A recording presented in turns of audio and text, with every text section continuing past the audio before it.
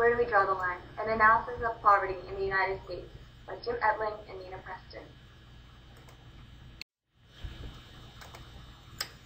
While the global community as a whole is constantly looking for different procedures to reduce poverty, it becomes absolutely vital to first understand how to define, describe, and measure what poverty is. So we asked, what is poverty? For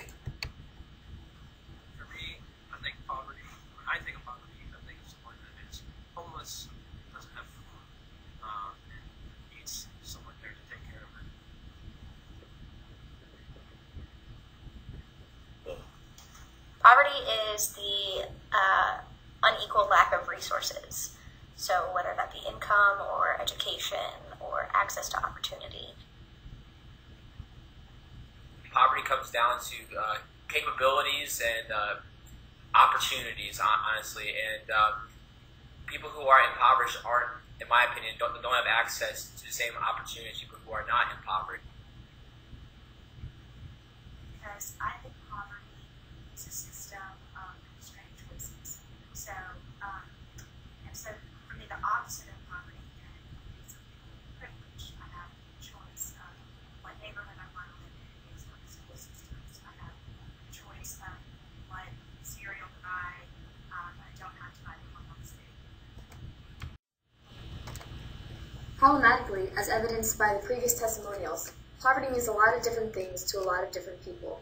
To some, poverty is homelessness. For others, the term poverty is impossible to define. That said, in order to take any type of action to help those in need, we gotta take a hack. Jim and I are here today to discuss how the global community, and more specifically the United States, defines and measures poverty. Where do we currently draw the line? And more importantly, however, where should we?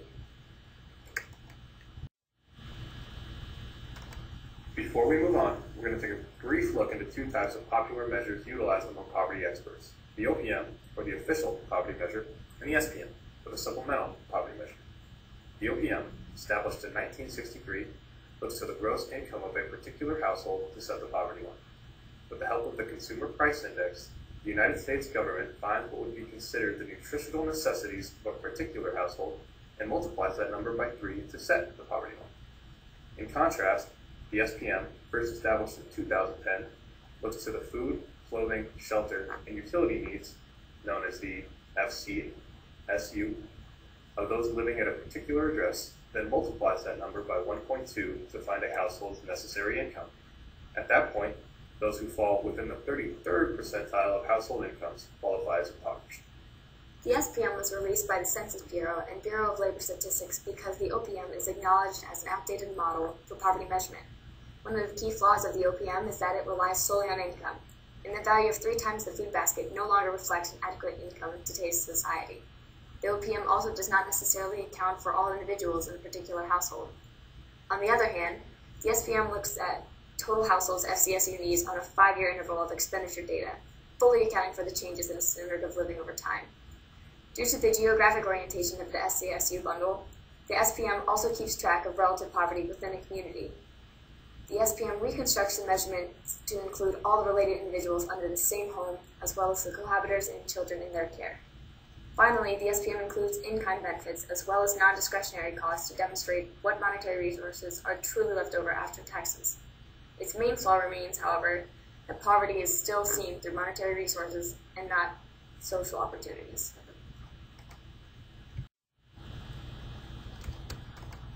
While the OPM and SPM are relatively definitive measurements, there are also a number of different qualitative measurements researchers employ. According to Amar Sen, poverty has less to do with any particular income as opposed to what he considers a lack of basic capabilities. Sen defines capability as the sum of functionings, or what an individual is able to do or be in a lifetime. The greater number of functioning an individual has, the greater number of opportunities he or she has to choose from.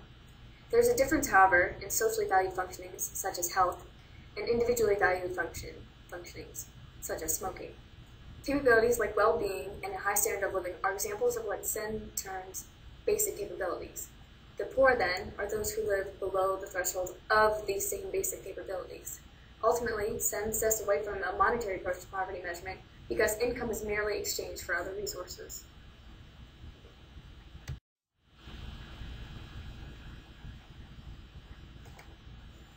Taking Sen's view of capabilities a step further, a woman named Martha Nussbaum outlines what she terms the 10 central capabilities. According to Nussbaum, these capabilities are made up of what she terms combined capabilities, or the freedoms necessary to accomplish a specific task, in conjunction with internal capabilities, or a person's aptitude to accomplish that particular task. Nussbaum argues the 10 central capabilities that constitute a dignified life include 1. Life itself, 2. Bodily health, 3. Bodily integrity, so one is able to move freely and be free from assault, 4. Senses, imagination, and thought, 5. Emotion, aka attachment to others, 6. Practical reason, 7. Affiliation, or the ability to engage with others and a socially basis for self-respect, 8. Concern for other species, 9. Play, and 10. Control over one's environment, be it politically or materialistically.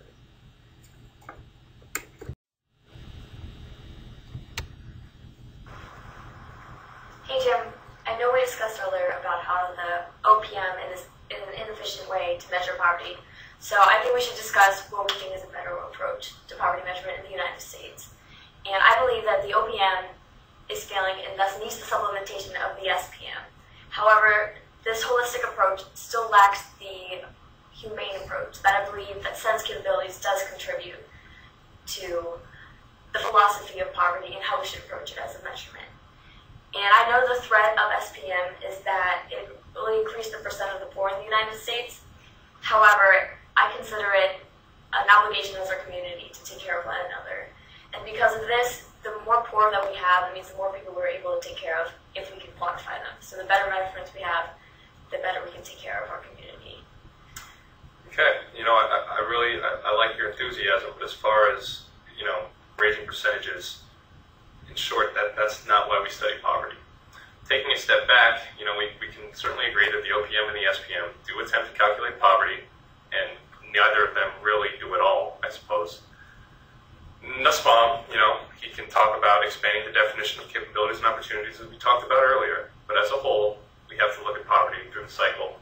And when I say cycle, I mean the cyclicality of it. When we discuss poverty in that context, you look to the rising percentages of poverty based on the SPM, as you mentioned, or more glaringly to Yancey's intergenerational mobility matrix. While the de facto poverty line can be debated, Yancey's stats tell us that 2/3 of males who grow up with fathers who are in the bottom 20% of earners stay in the lowest 40% of earners when they hit middle age. Obviously, poverty is a very difficult thing to define, describe, and certainly measure. However, in order to properly measure it, we first need to be able to properly define and describe it. Poverty mobility gives us a better look into how poverty can be described, and only then can we look to attribute any type of stat, I guess.